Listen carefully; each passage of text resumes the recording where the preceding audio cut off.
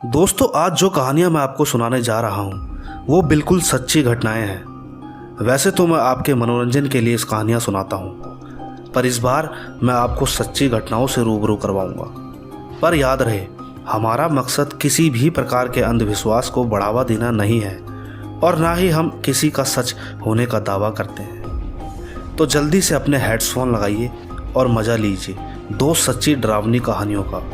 तो कहानी में अंत तक बने रहे मेरे यानी महेश के साथ। दोस्तों, उत्तराखंड का एक गांव जो काफ़ी खुशहाल था और वो गांव आसपास के सभी गांवों से ज़्यादा हरा भरा और खूबसूरत था। वहाँ रहने वाले सभी परिवार के लोगों के पास अपने अपने खेत थे। सब लोग कड़ी मेहनत कर उन खेतों की वजह से अपना घर चलाते। सब कुछ ठीक चल रहा था। उस गांव में एक विधवा औरत रहती थी जिसकी उम्र करीबन 30 वर्ष की थी, जिसका नाम ममता था।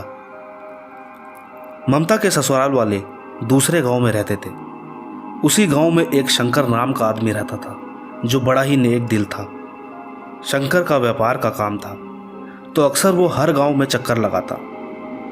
एक बार की बात है, ममता ने शंकर को अपने पास बुलाकर उसे बकरे का गोश्त लाने को कहा। तो शंकर ने ममता की तरफ ध्यान से देखकर कहा कि तुम तो पंडित हो, ये सब तुम नहीं खा सकते, लोग क्या कहेंगे।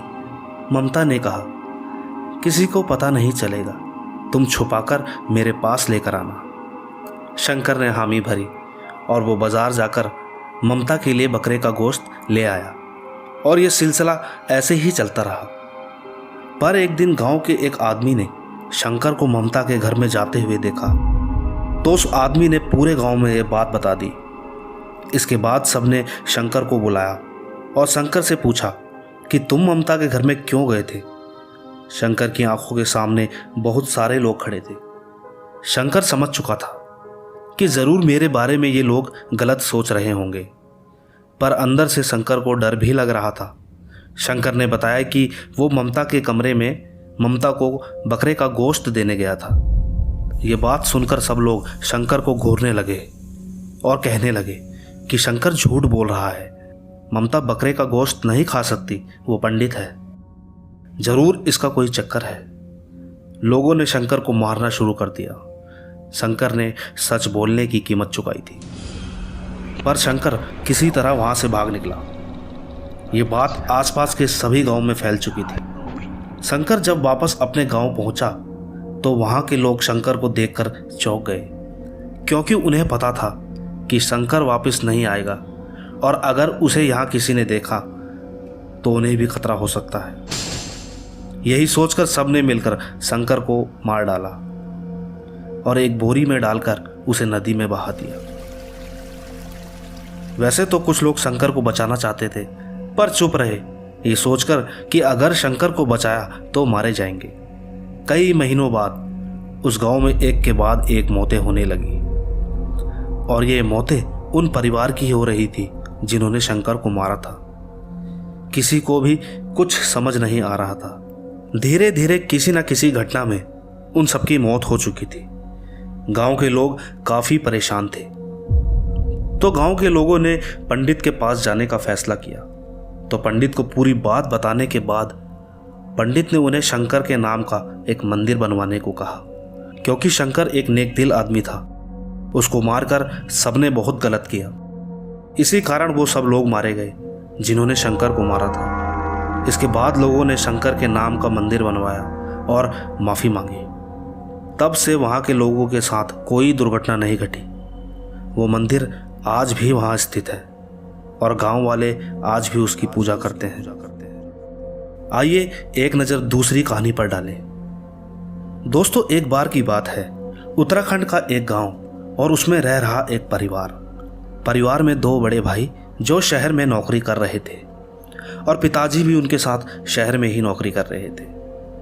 उनकी पत्नी गांव में ही थी, जिसके दो छोटे बच्चे और भी थे, पर अभी वो छोटे ही थे, करीबन 10 या 12 साल के।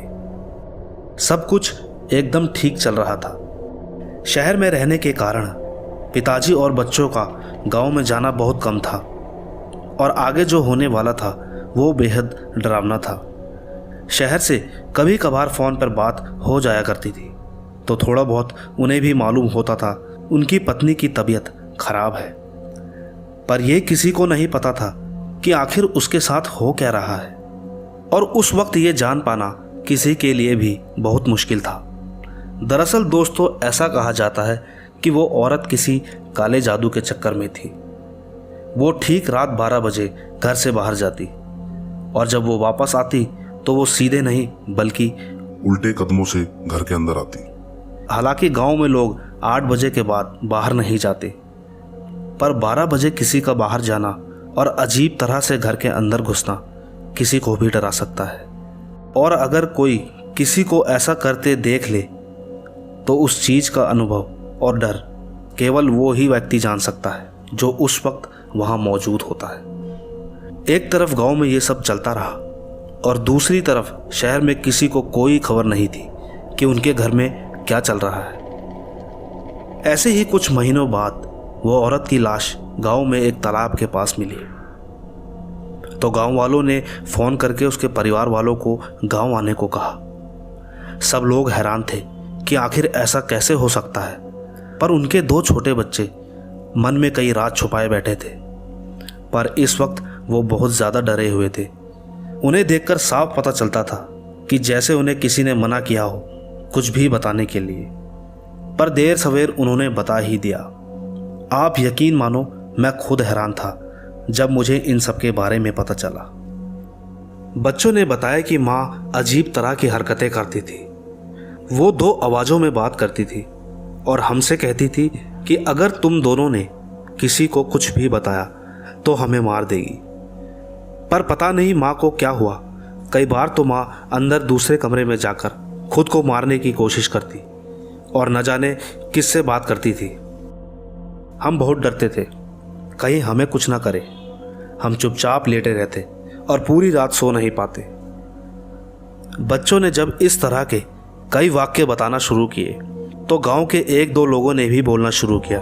उन्होंने भी बताया कि 1-2 बार उन्होंने भी उसको रात को उल्टे कदमों से घर में घुसते देखा था, जिससे साफ पता चलता था कि वो कुछ तो पाना चाहती थी, जिसके कारण आज उसकी यह हालत हुई। दोस्तों, ऐसा कहा जाता है कि वो किसी प्रकार की शक्ति या तंत्रों को प्राप्त करना चाहती थी, जो बहुत ही मुश्किल से किसी को मिल पाता है। या तो वो इंसान पागल हो जाता है या फिर मौत के घाट उतार दिया जाता है। पूरा गांव आज भी उनके घर जाने से थोड़ा डरता है। मौत के बाद उसके अंदर के कमरे से कुछ सामान भी मिले, जिससे साफ पता चलता है कि वो कोई काला जादू सीखना चाहती थी।